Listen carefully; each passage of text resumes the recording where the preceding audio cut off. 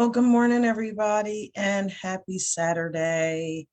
I am a sports family therapist, couple marriage and family therapist as well, Dr. Lauren D. Pitts.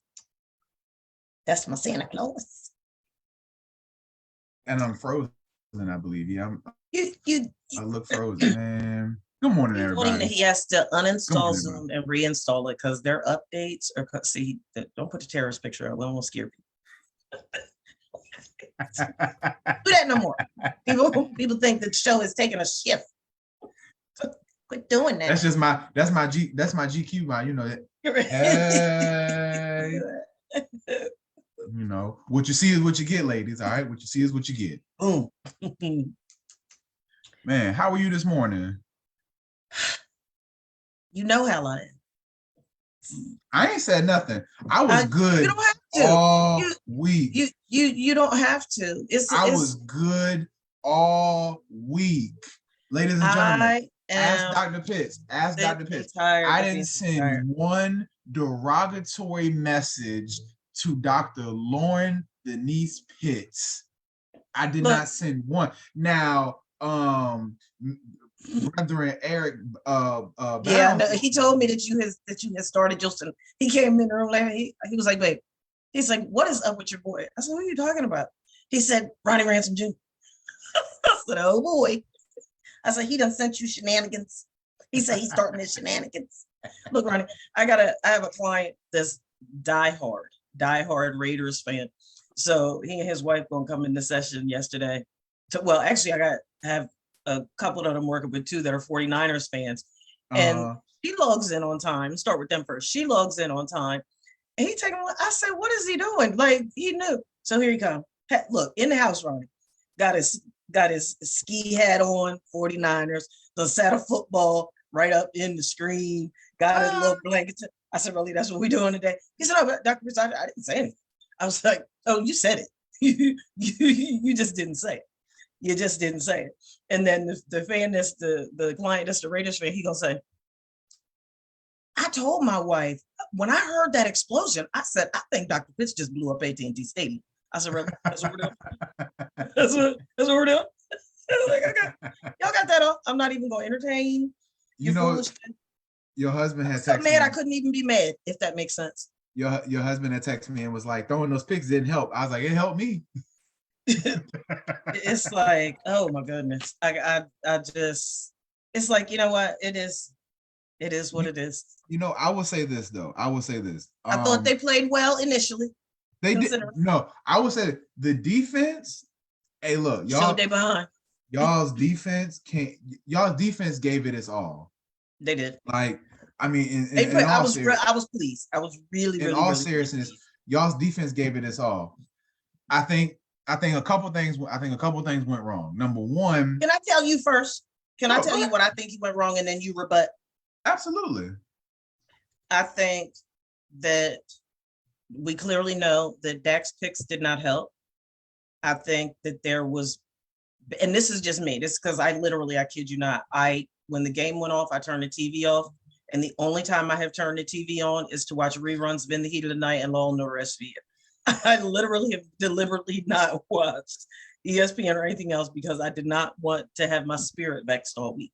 But this is so I say all this to say that this is just my own analysis, not anything that I heard anybody say. I believe that there's poor clock management.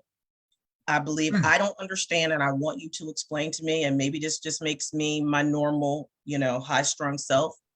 But if you can go for it on 4th and 8, 4th and 3, and whatever that other 4th and short was, why would you not go for the 2-point conversion when you know that your kicker has been playing like trash?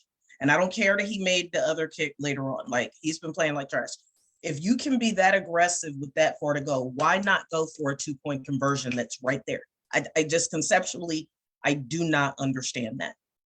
The other thing is that yet again, we're coming down to and I'm like, what is up? Like, they are milking the heck out of this clock and we are struggling to stop the run. What are we doing? There's times that they threw the ball. Like when Dak threw that first pick, I said, how come that wasn't a run play? I just didn't understand that. And I hear them that, that we're going to keep encouraging him to play aggressive and there's a chance and I get all that, but I'm just like, you know what? I don't understand. I don't understand. I don't know if Kellen Moore is interviewing for head coaching positions or not, but I really would like to see somebody else play Cole. I feel you. So a couple takeaways I took from the game. Vegas definitely has y'all's kicker on payroll. Because look, first he was on Tampa Bay Buccaneers payroll. Now he on Vegas payroll because the bookies threatened to kill his entire family. Had to something, man. Because I'm talking about you talking about selling. But so outside of that, I think I don't think you all ever got a fair chance to establish the run game. And this is a proven fact with the Cowboys since Dak Prescott has been the quarterback. Anytime you all rush for 100 yards in a game, whether it's regular season or postseason, I think y'all are like 21-1 or 22-1 or something like that. Yeah. In other words, when you run the ball, establish the run, and have a credible threat for a play action, that can do damage. A lot of being hurt big time. And it's crazy when they say he fractured his ankle, because I saw now granted, I hate that style of tackling, like when they kind of wrap around, they kind of like and twist you. Yeah. I get it. You trying to get them down to the ground, but typically your momentum kind of carries you under them to like kind of undercut them. And I mean, like you're not a feather, so you're not just gonna fall off of them. You're gonna fall on their ankles, and so that was an unfortunate injury. It looked exactly like Patrick Mahomes's. Yeah, it looked because I was watching that game. I said that looked almost identical to Pat's. There was another. There was just somebody else a few weeks ago who had the same exact injury. They didn't fracture it or anything, but yeah, they sprained it pretty bad. So yeah, I think not having that, and then I mean Zeke, like we said last week, Zeke is just kind of like, he got his money and he good. In his mind, he got his 60 million, he good to go. So I think not being able to establish the run game put a lot of pressure on Dak to have to be the one to deliver. Now, I like Dak as a quarterback. I think Dak is at best, above average quarterback. He'll win you a lot of ball games in the regular season. If you have weapons around him, they'll throw for a lot of yards. He might have maybe 30, 35 touchdowns. This season, he got very, interception happy, which is, kind of not like his game, but this season, definitely that was exposed. Can I ask you a question about that real quick? Sure. Because you and I have talked about it before the show, in the past few weeks, that with the exception of the one interview coming into the 49ers game, RG3 was the one that did a great explanation of how having surgery on your thumb can impact your grip in the whole 9 yards. What I didn't know, it wasn't until Aaron Andrews interviewed Dak that, and I guess maybe other people knew, but I had not heard anybody say it publicly, nor had I read it anywhere, that he has a plate in his hand. Oh, really? Yes, he has a metal plate. He has a metal plate in his ankle, and he has a metal plate in somewhere in this part of his hand. It makes me wonder, and this is not an excuse, this is a sincere question. I wonder if he wasn't as well as they wanted people to believe. And my reasoning behind that is clinically, if you go on, and you should probably put up on YouTube, I want your clinical perspective if you take a look at it. If you look at that interview with Aaron Andrews, when she asked him about whether or not the thumb was a factor in all the interceptions, everything shifted. And he said no, but his eyes said yes. As you know, as clinicians, right, we're looking at nonverbals and everything else. His entire demeanor shifted when she asked him if the injury that he has sustained was impacting at all. And he said no, but I don't believe that was a truthful response. And everything about his nonverbals and his eye, like you look at it, everything about his posture shifted, and the look in his eyes, like he even dropped his head a little bit, and he was like, "No." I'm like, "Yeah, I'm not buying." I think that there was a lot more going on with the hand and the thumb that impacted him, but they're not gonna say it. Oh yeah, they're not, and I'm sure. At that point in the season, nobody's 100%. If you probably at 70%, that's probably the closest to 100 you're gonna get at that point in the season. But even honestly, even outside of that, like we have 7 years of work of Dak Prescott now. We have a large sample size of his work, and what remains to be true is that when they can't establish a run game, they don't do well.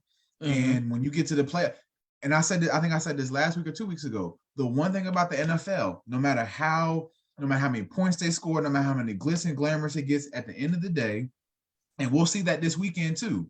At the end of the day, no matter how great your offense is, no matter how great your quarterback is, if you cannot run the ball and make the defense play honest coverage, you're not going to win. Struggle. And if your defense can't stop the run, especially in the playoffs, you're going to be sitting on the couch with me and Dr. Pitts. It's just that simple. So I think losing Pollard, Zeke really not being effective, and then hey, like the 49ers defense is just, it's legit. Like, every position group they have on their defense has an all-pro at it. He was running for his life the majority of the game. He has a first-team All-Pro on the defensive line. They got a first-team All-Pro at linebacker. They got a first-team All-Pro at safety. Like, San Francisco's defense is just loaded. And when you expect the quarterback to drop back 35, 40 times and think you're going to pick them apart. Man. And also, too, the other thing as well, too, and I know you, and I'm pretty sure you probably lost it when you saw this. It was early in the game. I want to say it was like maybe first or second quarter when Brock Purdy had threw the pass. And old boy deflected it, and it went right through Trayvon Diggs' hands. Oh, right? I did. I literally sat up and slammed my hands down. I was like, "You gotta be kidding me!" It's because there were a few of those. Any other game, any other week of the season, really? That's an interception for him. Like that's. Yep. What about when I want to say it was one of the punt returns. No, it wasn't the punt return. It was the first pick. And I said, because Eric had said that I think you said it too, Trayvon Diggs does not like getting hit. And when that first pick came and he had a chance to hit the player, it was like somebody else came from across the field and knocked him out of bounds. Trayvon, it was almost like he went like this. Are you talking about when Kittle had the one hand, the catch to him? It was like the key. Yeah, like he went like this. He came right past him. Yeah, and I'm like, 10 years ago, Kittle would have got laid out in the middle of that field. And I'm like, catch. Okay, so we don't want to hit people today. I definitely think I say all that to say, to answer your question too about y'all's coaching staff. I seen y'all got rid of like 10 people off the staff. They fired like 10 people. I ain't even gonna lie. So the numbers are still on my app because I haven't even read it. Like I'm still in my feelings, so I haven't read it. Let me give you an interesting perspective of what I think y'all might do. So y'all kept McCarthy, and apparently Jerry Jones is now saying that McCarthy can stay here as long as Tom Landry did. You fired Landry on your first day on the job, so I highly doubt that. McCarthy has, my hypothesis is that if we don't do anything next season, McCarthy's going to find out on talk radio he doesn't have a job. Yeah. And then the other surprising, not surprising, but I think this is kind of the setup here. The defensive coordinator, Dan Quinn, told all the people he interviewed with this week that he's staying in Dallas. Which, I'm pretty sure everybody, is thinking that, once again, if McCarthy he's going to step up and be the head coach if McCarthy gets fired. Right. Because he did have success in Atlanta when he was the head coach. He did have he made it to the Super Bowl. So yeah, I think if you can keep that defensive nuclear together for one more year, and I think y'all have the draft. Well, in the draft, we need to be getting some defensive players. I think if y'all can get old boy from Texas, Bijan Robinson, the running back, because he was the best running back in the country for college last year. If y'all can get somebody like him, or there's another running back from Alabama always got a good running back. I can't think of the boy name, but Alabama always got a good running back. There's a couple decent running backs in this year's draft that if y'all can get somebody, I think Zeke said he's gonna take less money. You think? Obviously, like what you thought? Because he don't want to play for nobody else. Honestly, it's not even about playing for nobody else. Would he play again? Running backs are dinosaurs now. Running back shelf life is those first 3 to 4 years of your NFL career. After that, it's no longer for a running back in the NFL when you hit 30, you decline. Now it's when you're 25, 26. It's over. You hit the wall, and then nobody's trying to pay you 15, 20 million. So, we'll get back to the conference championship games before we close out for today. Yeah, I did want to bring this to your attention though and get your thoughts on it. So I don't know if you saw the end of December. Bethune-Cookman hired former NFL player Ed Reed to be the head coach and everything, right? I did see that. Yep, I said you sent it to me. Yeah, everybody was excited. Everybody was happy and whatnot. Well, the last couple weeks have not been ideal for the Bethune-Cookman family and Ed Reed. So for those who have not seen what's going on, from my understanding, Bethune-Cookman and Ed Reed had an agreement verbally about him becoming the new head coach. No contract was signed, no paperwork was done. Who does that? Just like a handshake deal, like, hey, yeah, you're gonna be the new head coach. We got you, big dog. Yeah, all right, bet. So, Ed Reed's like, all right, cool, pull up on campus, get started. Then out of nowhere on I forgot what day of the week it was, I follow Ed Reed on Instagram. He went live on Instagram. Lost it. Started wilding. School ain't got this. They not doing that. We out here picking up trash. They ain't even clean my office out. Like, just losing it on Instagram live. So next day come out, he put out an apology video. I'm sorry for what I said, all those type of things, and X, Y, and Z. A few days later, Black folks hold grudges. A few days later, it comes out that Bethune-Cookman announces that they are not going to retain Ed Reed as a head coach. And so in his exit meeting with the players, and I'm not shocked, but coldly enough, Bethune-Cookman delivered this news hours before he had a bunch of recruits coming in for recruiting weekend. So families had already traveled, already getting off the plane, pulling up at the hotel and stuff. Now they find out he's not about to be the head coach anymore, and they're literally on the way to campus. So in his last meeting on campus, he has, I think, some current players there and a lot of the recruits and their parents there. And for everybody who saw the video and everything, it's like 9 minutes long.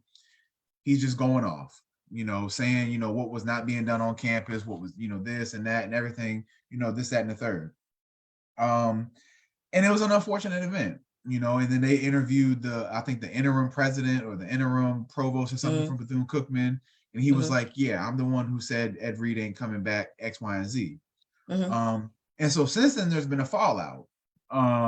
One of the things that Ed Reed had mentioned in his last meeting with the players was talking about how, players don't have enough equipment and everything. They, sharing equipment and sharing helmets. Bethune-Cookman was like, oh, no, that, there ain't nothing like that going on. Oddly enough, somebody had a video from when they played on ESPN, and they had to blow a timeout because players had to run back to the sideline and trade helmets with somebody who needed to be in the game.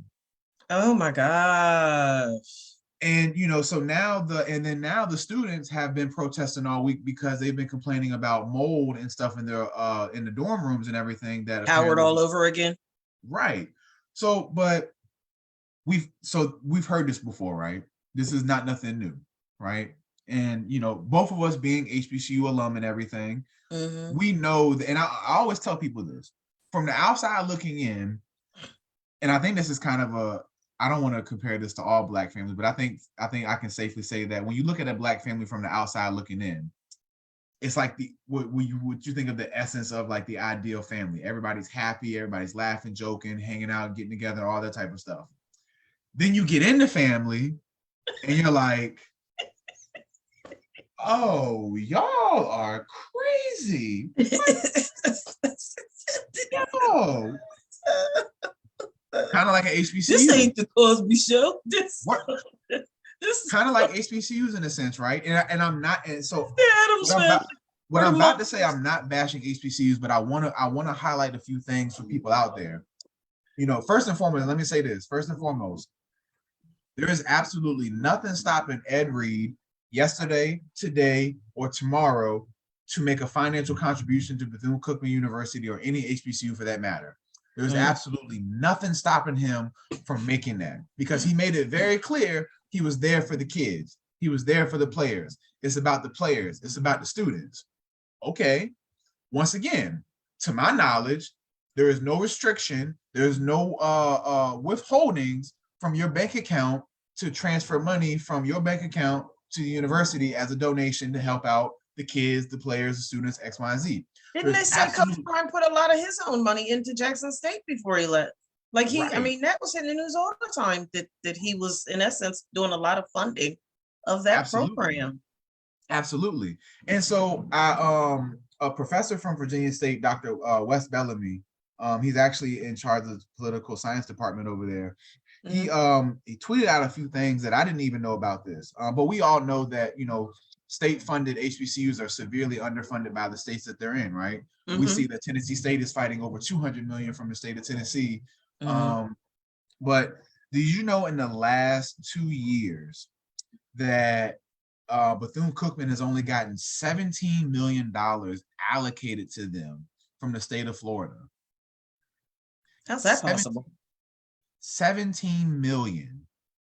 Do you know that for a modern dorm, just a regular base modern dorm for today's students, to either remodel or build one from the ground up, on average, costs 200 million plus? Now, here's something else. University of Miami. I didn't know this. They're a private school. They're a private college in the state of Florida. Do you know that Governor Rob DeSantis of Florida, in the state of Florida, has given the University of Miami over $100 million in that same time frame? I'm not surprised. Now, to my knowledge, because in the way the state of Virginia works is, in the state of Virginia, if you're a private college, you on your own. Barring any natural disasters, your boosters don't write them checks, you short. And Virginia has 2 private HBCUs in the state, Virginia Union and Hampton University. Those are both private schools. I can assure you, the state of Virginia ain't cut them no checks. So I say all that to say is, you know, here's my issue with what's been going on with this whole Ed Reed situation. We all know, if you've been to an HBCU, graduated from one, work at one, we all know that historically and systemically, all HBCUs, private or public, oftentimes do not have the proper funding or proper resources for their school. We all know this. We didn't need him to get on Instagram Live, Facebook Live, Twitter Live, any live, to tell us things that we already know to be true. I have said this on numerous occasions. When I first got to Virginia State in 2011, if social media was as popping then as it is now, you think the mold was our problem? Man, we had water bugs and roaches the size of my fist escorting us down the hallways. You so like, I kid you not. Like, our dorm bathrooms used to be atrocious. Now, the lady who used to clean our dorm room my freshman year, bless her heart, because we put her through hell. Like, I don't know her name. I will remember what she looked like, but bless her heart, we put her through hell. And she did the best she could with what she had. But I mean, it wasn't enough. So I say all that to say, we can continue to embarrass these HBCUs on a public platform. We can continue to point our finger and say what's wrong with them and say what they don't got and say what they don't have and stuff like that. Or be a part of the solution. We can be a part of the solution. Now, once again, I'll say this one more time. Ed Reed, to my knowledge, there is nothing stopping you from making a financial contribution to Bethune-Cookman University or any other HBCU for that matter. And if you already have, hey, kudos to you. Thank you, brother. We appreciate that. And I hope that the school, any money that you donate to them or give to them, I hope they allocate those funds to the proper people necessary. Mm-hmm. You know, we know this is a systemic problem with our HBCUs. We know this is an issue with a lot of I can't tell you how many articles I see year in and year out about so many HBCUs struggling just to stay open. And some more, I mean, it seems like every year something's closing. I know for a fact Elizabeth City been on the chopping block for about the last 10 years. Shaw been closing or losing accreditation. Right. Lincoln University, chopping block. Cheney University, I think Cheney actually ended up shutting down a few years ago because they couldn't stay open. And Cheney was the first HBCU in the country. So I mean, you know, like it's bad. It's yeah. But what I think, you know, I want to say this the right way. I think, Ronnie, that in too many instances, the conditions of our HBCUs are a mere reflection of our condition as a people. Absolutely. Yes. And that's what's so deeply disturbing to me, that, you know, it reminds me of, I used to be a therapist in corrections at a level, a maximum level facility for adjudicated youth. And one of the things that I was constantly in conversation with my colleagues and superiors about is how egregious the recidivism rate was. And the reason why the recidivism rate was so high is because you can do any number of things to try to rehabilitate people, but if you're sending them back into the same circumstances and you have not given them the appropriate tools, not to survive the circumstance, but to be instrumental in changing, in reforming the circumstance, then you get more of the same, right? So what does that look like in our HBCUs? You have, and we know that everybody that comes to an HBCU is not from an impoverished community or an impoverished family, but there is, you know, we know poverty is real, but there is such a thing as an impoverished mindset, right? So if some of these individuals that are in attendance at our HBCUs, if you go into their communities, there's no surprise that the community from which they've come looks very similar to the HBCU campuses that they're on. You see why I made the comparison? Yeah, because that mindset, it's like and here's the thing, you can go, I remember, Ronnie, when I first moved to Florida and was working at FAMU, and me and my interesting logic, one of the things that I said to my colleagues, I said, I have no idea why. I said, take me to your projects. And they were like, what? I said, take me to your projects. I want to see your projects. And I did. I wanted to see, because I had heard so many horror stories about the bottoms and you know what it looked, and I was just curious to see if it was a representation of what I had heard. And at least in Tallahassee, what they viewed as impoverished living was a couple of steps above actually where I come from, right? But what I found so interesting is that even though those individuals were living at that level of poverty, Ronnie, there was a sense of pride. It wasn't dirty. It wasn't, it wasn't a mess. People actually took pride in where they were living. And I think that that's part of it. It's right. Just because you come from an impoverished environment doesn't give you a license to not take care of what you do have. It doesn't have to be trash strewn here, there, and everywhere. It doesn't have to be, cracked by, you know what I mean? And I think that's part of the problem.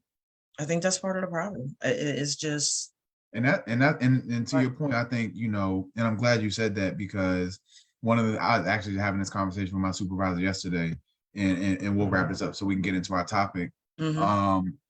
And I think we touched on this a couple of shows ago, where I said, as therapists, we can do a lot of things individually with people, but until we can repair the systems at which a lot of us have been systemically, disenfranchised and disadvantaged with, we'll still continue to see these same problems with the new generation, and I always tell people, like, a lot of people's mental health issues stem from a lack of credible resources, tangible resources for the community. Yeah. And, they always say the statistics, the Black dollar stays in the community for like 6 minutes, where, other dollars stay within their communities, all these, I don't know how the hell they calculate that, because I mean, this ain't the 50s no more, where we just got segregated communities. So I don't know how you measure that, but hey, to each his own. But yeah, I think as a collective, we have to do better, and I said, I just saw where 1% of Bethune-Cookman's budget is from the 1% of that is alumni donations and contributions of their entire budget. That's 1%. It just makes up 1%. Wow. So if we can't have these schools raise their capital, raise their investments from within, we will always I said this about Virginia State, and I said this about other HBCUs. Don't mess around and get what's the word I'm looking for? Where they come in and take over. Gentrification. Yeah. I said, be careful of these HBCUs being gentrified by the states, because we see that Virginia State got $150 million from the state. Norfolk State got $150 million. Granted, hey, y'all probably supposed to give us that money anyways. But once again, what do we know about states? States don't just give people money, especially Black people money, without no type of agenda behind it, or no, like, hey, well, we did this for you, now we need this. So, that's all I'm saying. If we don't want that to happen to our HBCUs, then we have to find a way as alumni and people to come together and help these schools raise their capital, so they can have their own money to fund their own projects and everything, and not always having to wait on a state to bail them out. That's all I'm gonna say on that. Well, let me. Oh, go ahead. I'm sorry. No. You're fine. I'm gonna toss it back to you, because it's a segue, right? So one of the things that as you're getting ready to tell them the specific topic that we're covering today, but the topic that we're covering today, my contribution to our discussion today is going to be the psychological element around lifestyles and how that informs how the athlete is showing up and performing in the whole 9 yards. So even though it didn't seem like it was connected, the preliminary part of our discussion, it's very much connected. And I'm going to connect the dots for our listening audience. So go ahead. Right. I forgot we hadn't even talked about what today's topic is. So today's topic, you all, is athletic style. In any movement or sport, there are essentially 4 physical traits an athlete will have to display or use: strength, speed, conditioning, and positioning. Athlete style is the foundation of their well-being and potential. It is the set of habits and attitudes that form the pattern of how they go about their daily lives and performance. Understanding optimal performance requires self-awareness about how lifestyles affect your readiness to train, compete, and win. That was a beautiful intro, Dr. Pitts. You know what? You should write a book or two. What's wrong with you, man? So yeah, when we think about athletic styles and everything, like you said, there are 4 main physical traits that all athletes, regardless of what sport you play, always keep in mind: their strength, their speed, their conditioning, and positioning. Now, one of the things I've always heard, and this doesn't reign true in every sport, but a sport like football, this reigns true. There are 2 things that a coach can never coach: speed and size. If somebody walk out on a football field and they 17 years old, 6'4", 320, 12% body fat, run a 4.9 40, absolute dog. That sounds like a god. What you want me to add to that? What I need to add to that? You sound like you want to make this better? Or you got somebody who come out there, run a 4.240. Mm-hmm. Hey, bro, he's just faster than you. I mean, what you want me to do? He's just faster. Like, and now I'm not saying that to be discouraging to our athletes out there who are, not at the professional levels or collegiate levels. Like, well, dang, if I'm not 6'4", 320, I can't go nowhere. Or if I run a 4.2, I can't go nowhere. Sure, you can. You can. But what I'm saying is that there is a difference between people who are born with it and those who have to work for it. Nothing wrong with either. One of my favorite sports quotes was always is hard work beats talent when talent doesn't work hard. Say it again. Hard work beats talent when talent doesn't work hard. Okay. And that really reigns true. You can be the most talented athlete in the world, but if you don't work at your craft, somebody who might not be a quarter of your talent has the mindset of being an absolute on that field. Can outperform you. Will beat you every single time. Because they're putting the work in. Right. So, I think, when we think about athletic styles and everything, as an athlete, what does it look like being able to work on these 4 traits and things like that? As far as let's even take the first one. We have strength, right? Strength is important in every sport, right? Physical strength and mental strength. That's also another key one: physical strength and mental strength. So, one of the things I always tell athletes is, you always have to be able to check in with yourself and assess your body. During the season, off season, things like that. You have to be able to check in with your body and know what's going on. That's important because, like we were just talking about at the beginning of the show, as the season wears on, that 100% that you might have been at the beginning of the season slowly but surely starts to come on down. Where now 90% feels like 100%, 85% feels like 100%. By the end of the season, 60% might be as close to 100% as you're gonna get. But that's just under the, you've been through a whole season banging on people and stuff like that. So yeah, having good physical strength, but also being able to keep it. That's another thing too. One of the things that I always noticed during football season is that, the strength that I had beginning of the season, I used to have to work extra hard just to maintain it during the season. Why? Because we're not lifting as much as we are during the off season. We're doing more running. We're doing more physical exertion and stuff like that. Some days I might not eat as much as I'm supposed to and things like that. So, I'm not rebuilding my muscles. I'm not putting the proper nutrients back in my body. All these little things can go into how your traits respond and everything, especially when it comes to strength. If you're not refueling your body the way you're supposed to, if you're not eating the proper amount of protein, proper fats, proper carbs and everything, if you're not giving your body enough time to rest, which I know I didn't do in college, I didn't give my body barely any chance to rest. These can have, long-lasting impacts on you on the field and off the field. The injuries. Yeah. The injuries. Absolutely.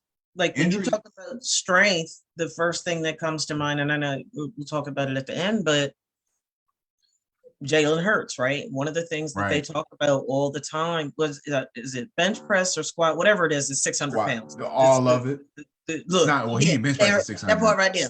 It's 600 pounds. That's what locked in my head, is that this man can manage 600 pounds. You ever had 600 pounds on your back before? Hey, look, I would say this though. See, once you get past about, 5 plates is $4.95, 6 plates is $5. When you get to 6 plates on either side, you unrack that rack and you take them little 2 baby steps back. You're talking about like knee, you can't see my knees right now, but you're talking about your legs just starting to shaking and gyrating a little bit with that weight. And then squat used to be my favorite. I ain't gonna go on no tangent, but squat used to be my favorite exercise because it's squats resemble life. We pick up burdens, we carry burdens, we just add it. And you can do one of 2 things. You drop down, you can either fall with it, or you just bring it right back on up.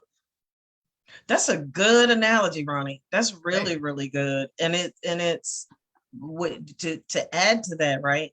It's like they always show that people are spotting you, right? When you're bringing up that type of weight, and then you when you talk about how strength diminishes throughout the season, so how does connect the dots for the audience? So, for example, hypothetically, right? Because we don't know, but hypothetically, in Jalen Hurts' situation, okay, he sustained a shoulder injury, so it's reasonable to suggest he's not lifting that type of weight. Like his shoulder, there's no way he can do that.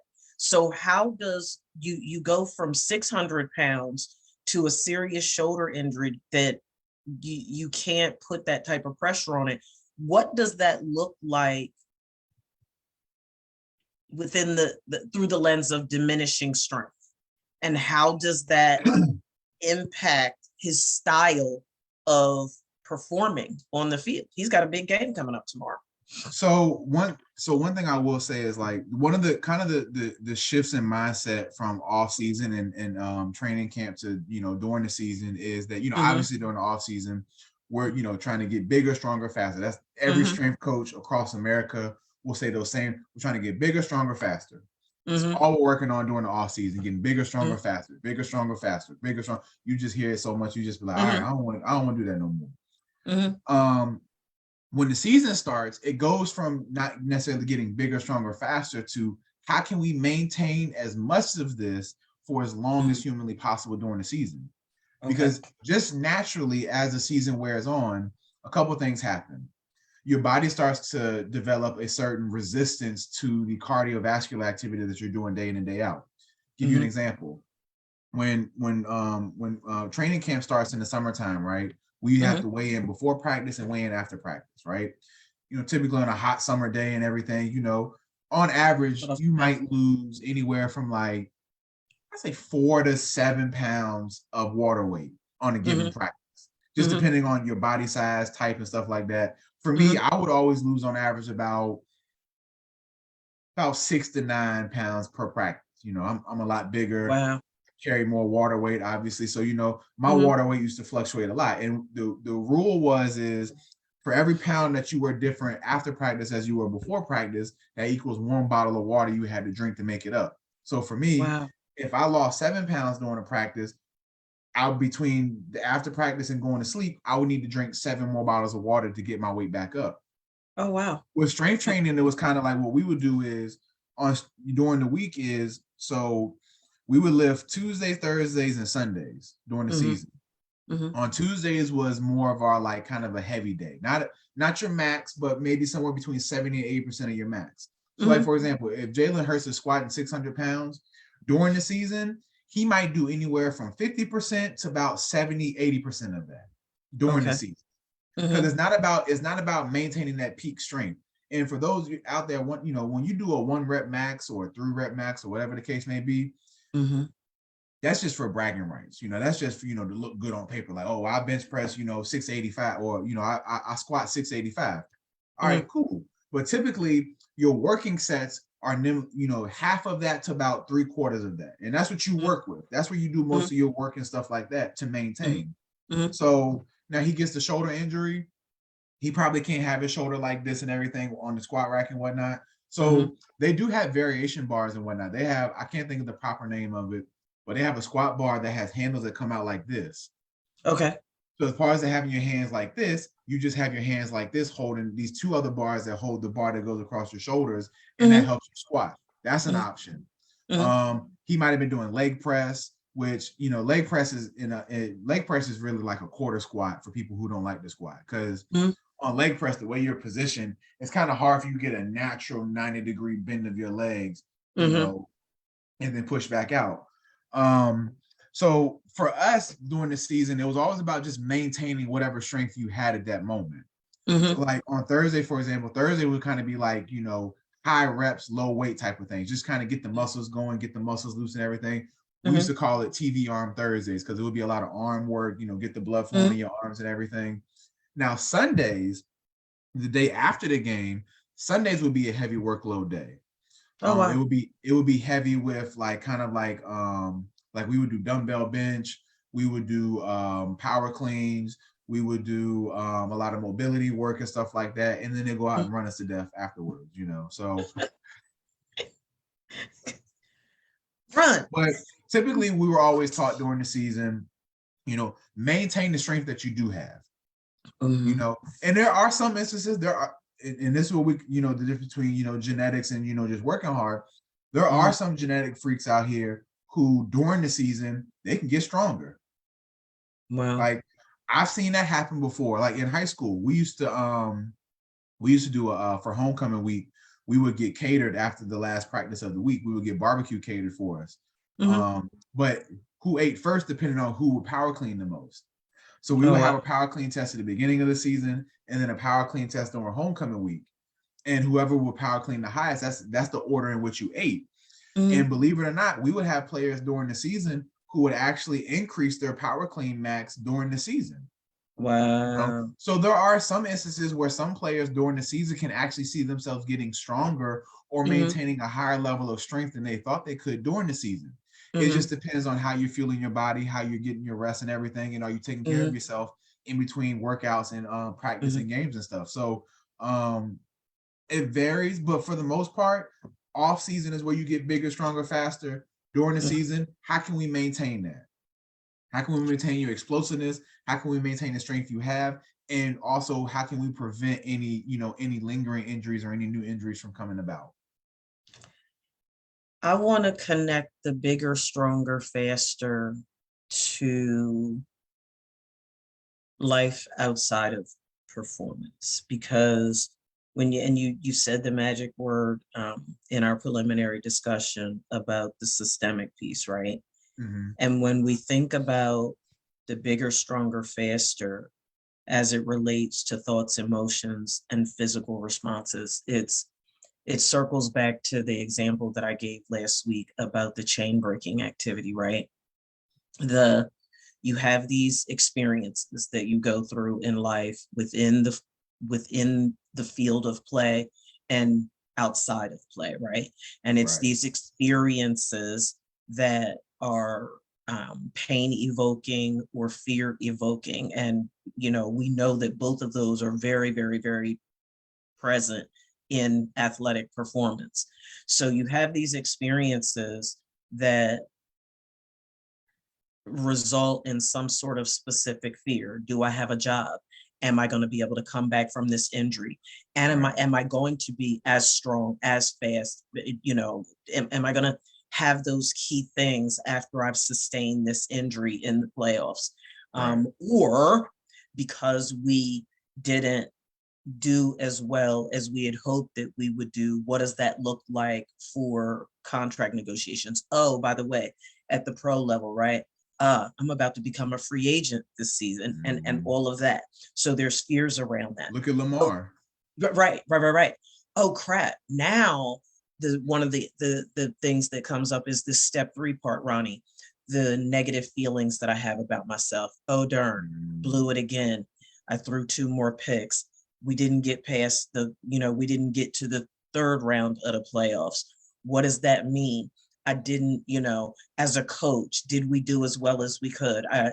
When I think about the press conference when the Bills lost, right? And Josh Allen and what the coach was saying and all of these things. Oh, so now I've got some negative feelings about myself as it relates to the experiences and the subsequent fears. What do we know to be true? Oh crap, and we didn't even talk about this. Brian Leftwich getting fired. Well, Brian Leftwich and a whole bunch of people from the offensive side of the ball with the Tampa Bay Buccaneers losing their jobs. So now I've got these negative feelings about myself. How is that informing how I express myself and how I act within my athletic performance? How is that impacting me outside of my athletic performance? And what is the negative self-talk that I have as it relates to all of that?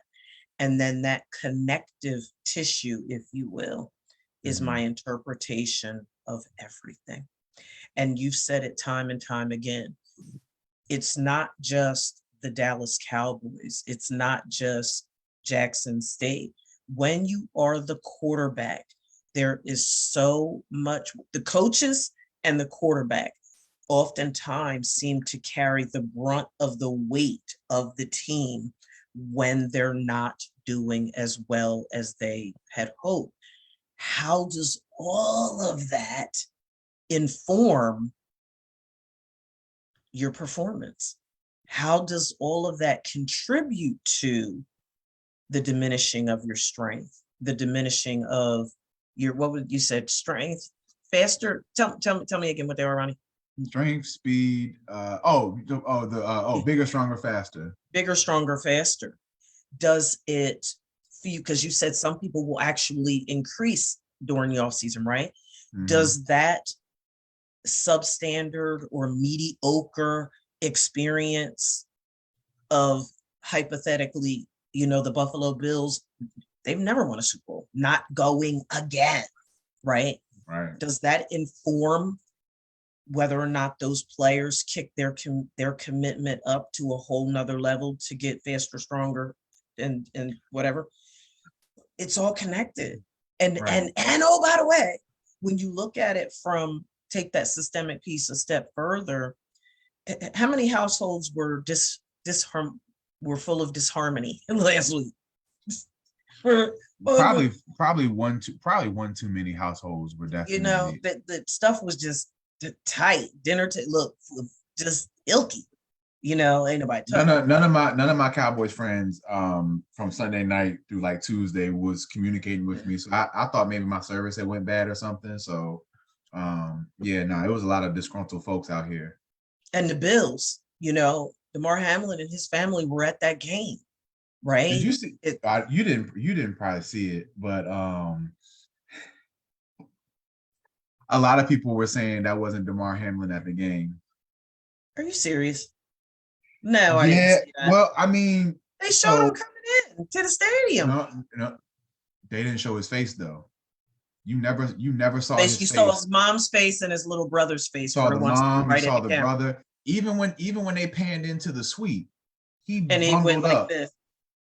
You don't really. Up. Why would they fake that though? What would be the purpose of that? Hey, look, all I know is on their tax documents, the NFL is the entertainment business by tax stats. You saw something. So, but why though? Why would they fake that? What would be the benefit of that? From what I've seen, it was to CYA, as we therapists say.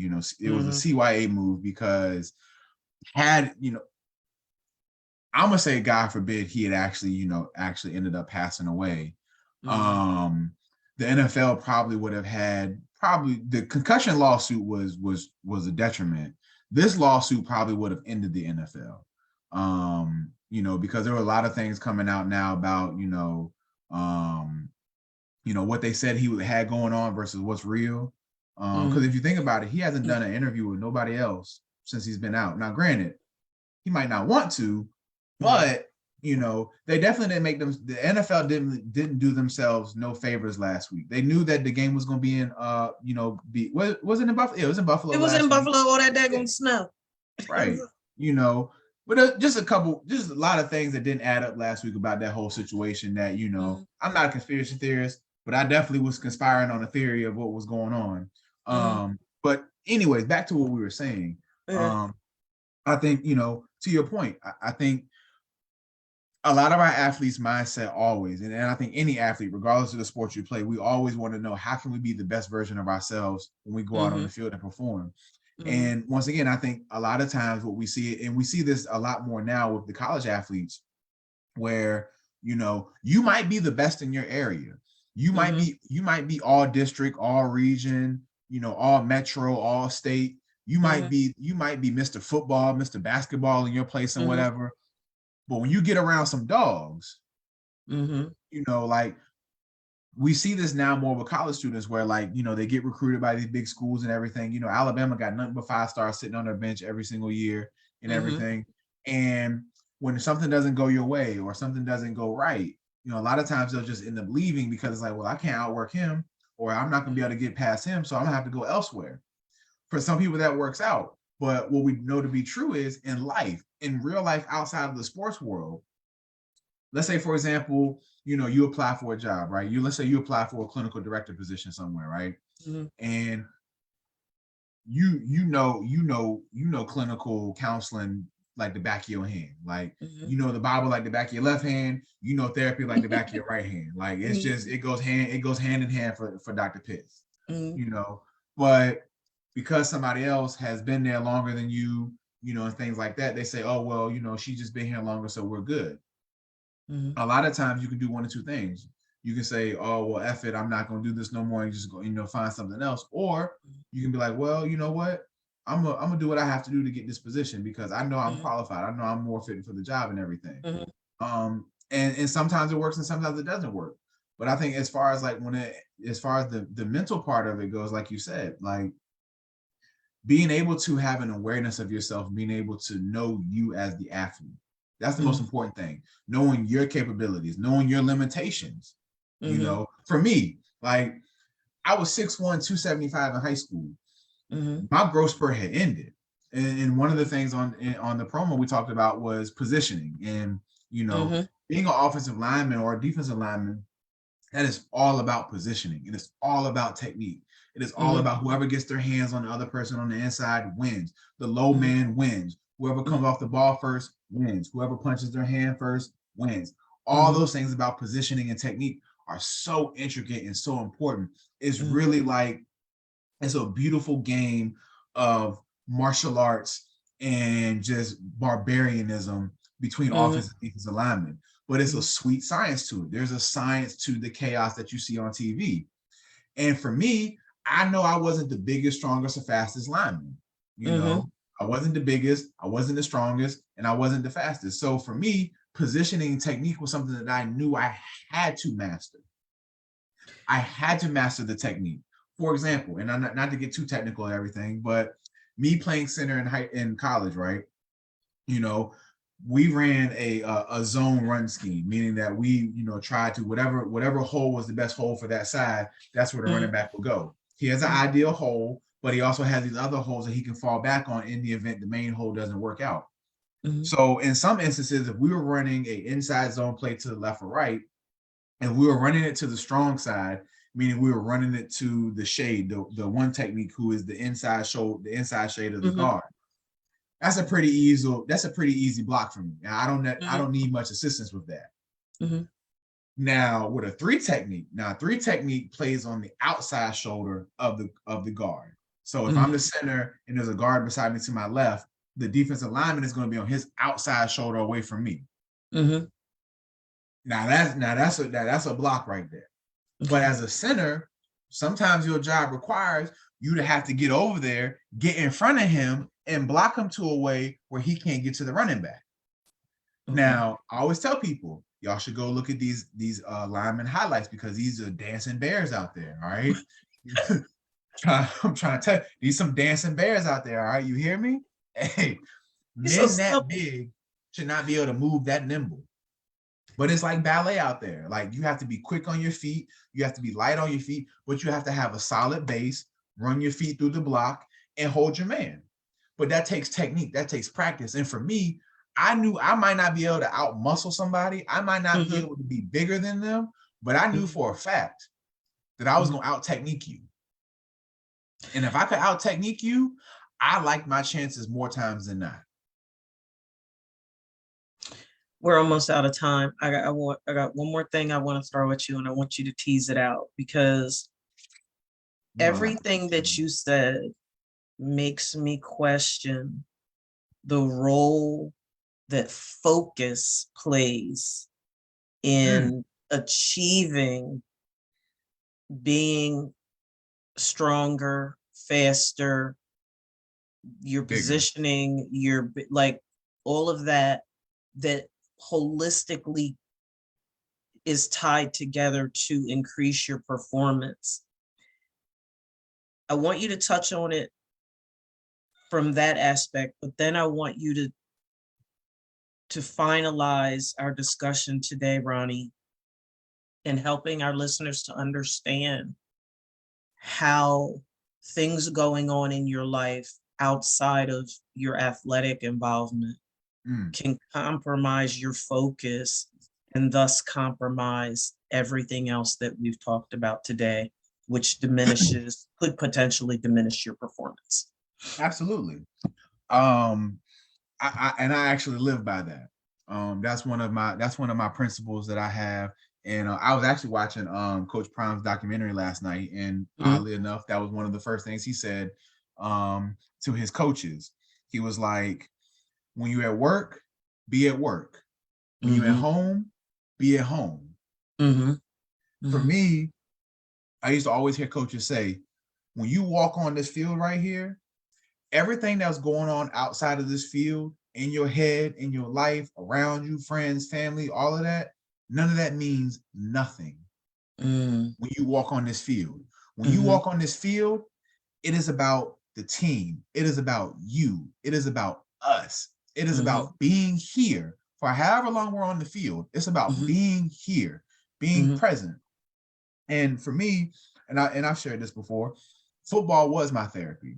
Football was my coping skill, for things I saw at home, for things that I dealt with growing up and things like that. Anytime I had an issue, football was my therapy and my answer for it. I could go out there and literally escape the world.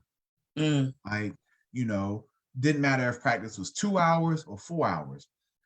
I could escape the world being on that field. Okay. Now, what I will say is, though, as an athlete, and I think a lot of athletes, do this too, especially young athletes, is one thing separating home from the sport. But when you love something, it's hard to separate the sport from the other parts of your life. And we've talked about that a lot. How a lot of times, and I was a victim of this, like where it was football or nothing. Everything was about football. School was about football. My friends was about football. Relationships was about football. Like it was football, football, football. I gave so much of me to football that it was easy for me to give less to the other things because they weren't fulfilling. They weren't rewarding. I didn't get that dopamine kick from those other things like I did from football. So I do have to ask you this then. Based upon what you just said, do you think that it's important for athletes to have a high level of emotional intelligence? Yes, absolutely. Tell our audience why. I did not have a high level of emotional intelligence. And I've shared this before. One of the biggest detriments for me being so football centric and football focused throughout the early years of my life was that when football was no longer the escape, when football could no longer be the therapy that I need. And let me be real distinct about this, because I'm pretty sure somebody listening will be like, well, why didn't you just go coach football? Why don't you just stay around a team or something? There's a vast difference, and any athlete will tell you there's a vast difference in playing the sport, coaching the sport, being around the sport. Or being an analyst for the sport. I keep football around me in some way, shape, or form all the time. Whether I'm watching a YouTube video about football, reading about football, like I keep football in my life at some point or another. But being able to play, being able to go out there and be a part of the reason why something was happening. When that was taken, I realized that so much of how I dealt with life was wrapped up into something that, whether I wanted to admit it or not, was not going to be able to be that coping skill for me moving forward. And because of that, I struggled for a couple of years. Ronnie in 2015 to 2016 is a whole lot different than 2023, but I say all that to say,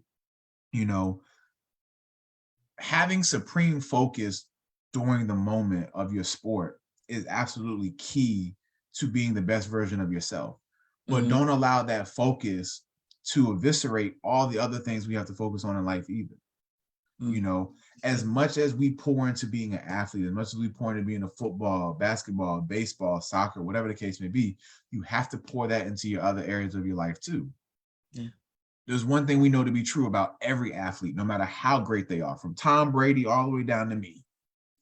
There will be a day where putting your cleats on will not be for a competitive thing anymore. Yeah. And when that happens, you have to be able to shift that focus and adjust.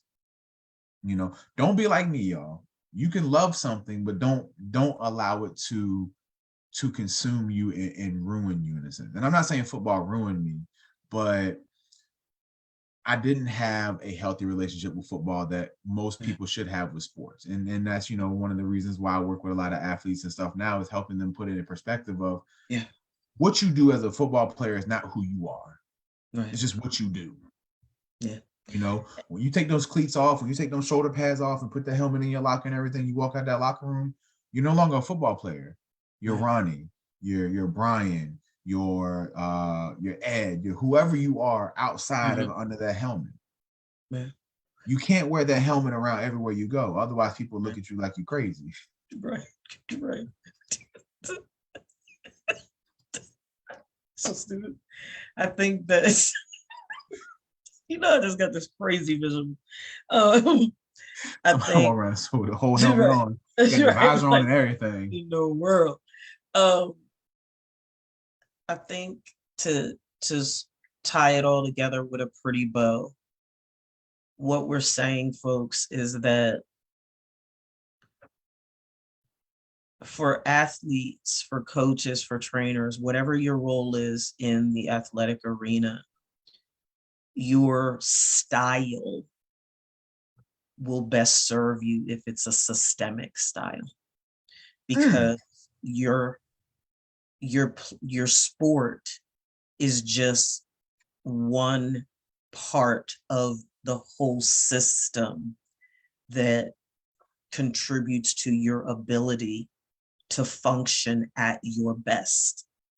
And we heard it in, you know, in the beginning of the season when Tom Brady was going through what he was going through, and they were like, oh, he was out of sorts, right? His focus was off. And what we know to be true is that, you know, whether it's the death of we see a lot of players who will lose a parent or a loved one, and they'll play the day at a funeral and all types of stuff, right?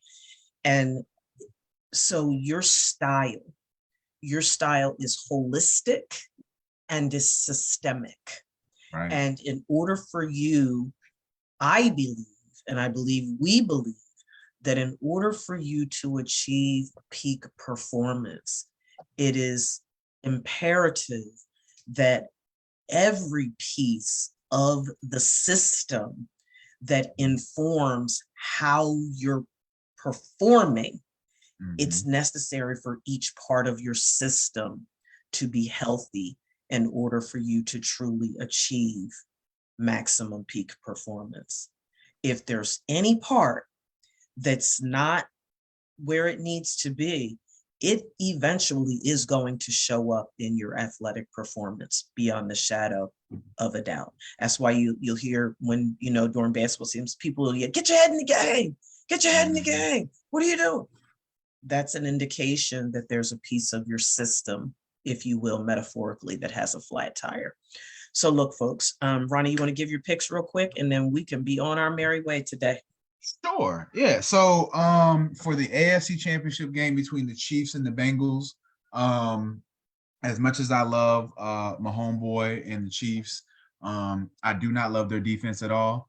And I think that is going to be the deciding factor. Out of the four remaining teams, the Chiefs by far have the worst defense of the remaining four teams. One of the better offenses, but their defense has a lot left to be desired. So I have Cincinnati winning against Kansas City. Their last three games have been decided either by 7 points or 3 points. So I think it'll be somewhere in that range. I'll give it 35-31 Cincinnati. For the other game, and I know your husband. He listening. I know he listening. He listening, Ron. I know he was waiting. I was waiting. I was waiting. Now I will say though, as far as matchups go, I can't think of another time. Maybe the early 2000s Ravens and Steelers, like maybe like 05, 06. Had there been a matchup where across every position group, it's almost like we really don't know who has the advantage.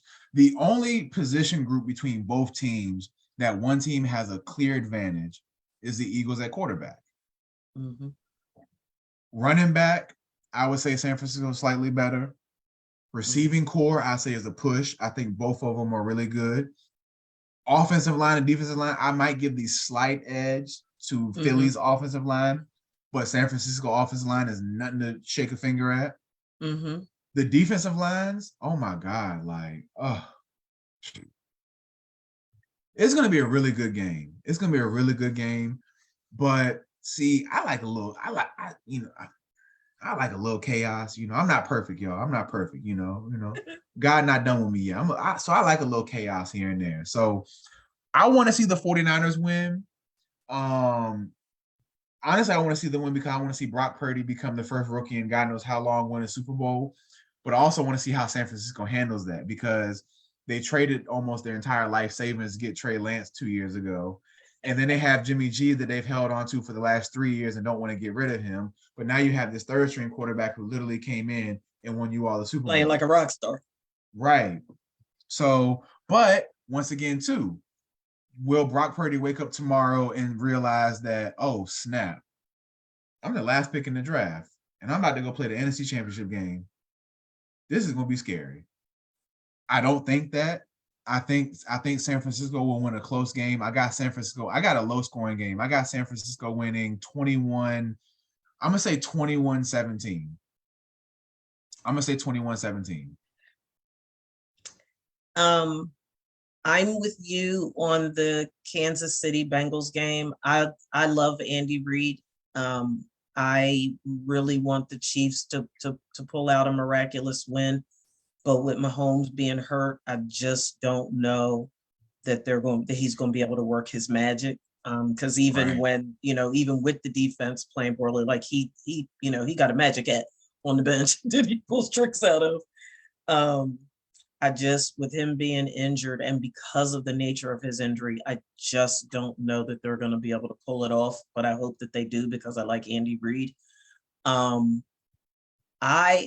been to games at the Link and back when it was the Vet, and knowing how hostile Philly is, I don't think that Brock Purdy is going to wake up and be shook. I don't. But I think that if there is a team in the league that can remind him that he's a third string quarterback, even though he's been playing really, really, really, really well, I honestly, and let's be honest, and I say this with the utmost respect, Philly has been known to play dirty sometime. They, it's not beneath them. Nobody would ever say it publicly, not like Sean Payton at the Saints. They're not going to make a public service announcement that there's a true bounty on somebody's head. But I think they're going to light him up. And I think that if they can get after him, that they're coming for him. Like Philly, they get to fighting. See, I was surprised that we didn't get to fight with the 49ers, but Philly, they fight. Like you said they put a 49er shirt on Rocky. Yeah, so it's going to be. It's going to be a good game. I believe it's going to be I think it's going to be a very, very, very violent game. I think that it's going to be a very, very physical game, both with the 12th man and the teams on the field. I just think that the energy in that state, like if you want to rob a bank or convenience store, gas station or anything, tomorrow's the time to do it in Philadelphia because all the cops are going to be at the link. Like all of them, every precinct. Well, we didn't tell you to do that though. We didn't tell y'all do that. Yeah, we didn't tell you. We didn't tell you. We wasn't advising you to do that.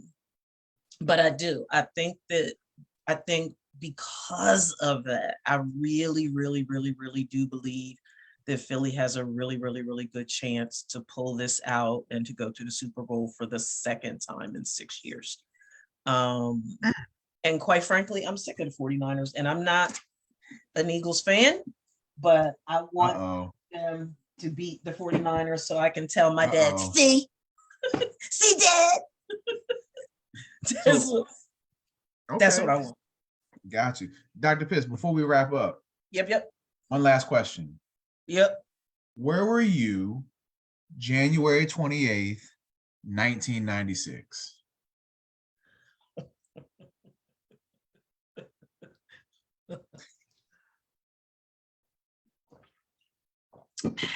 You know where I was? I was watching the Super Bowl.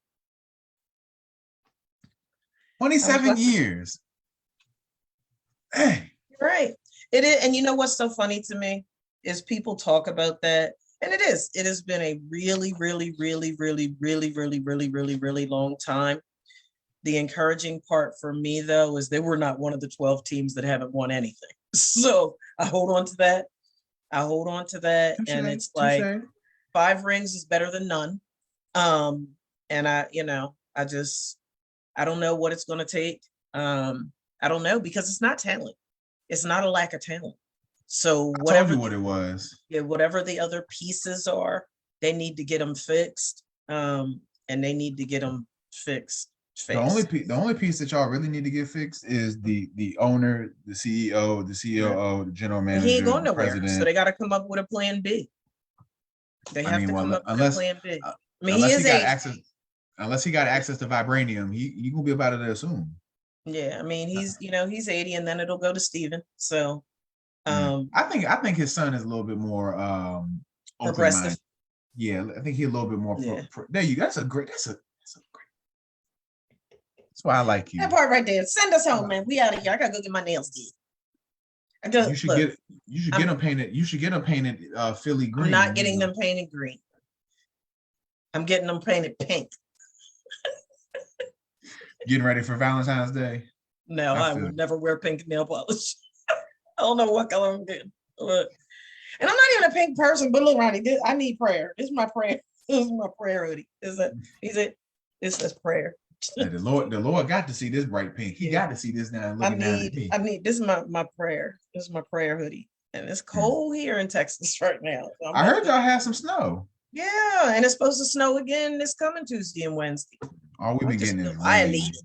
Disrespectamified. But yeah, I'm about to go get my nails done and then go to the grocery store and get stuff. So my husband know he listens. I'm cooking tacos for dinner. Okay, well look. Taco Saturday. Well, look, you all. Appreciate you all logging in and joining us once again. We hope everybody has a beautiful weekend. Enjoy some good football. I think these games are going to be really, really good. Yeah. So check us back next week. We'll holler at y'all.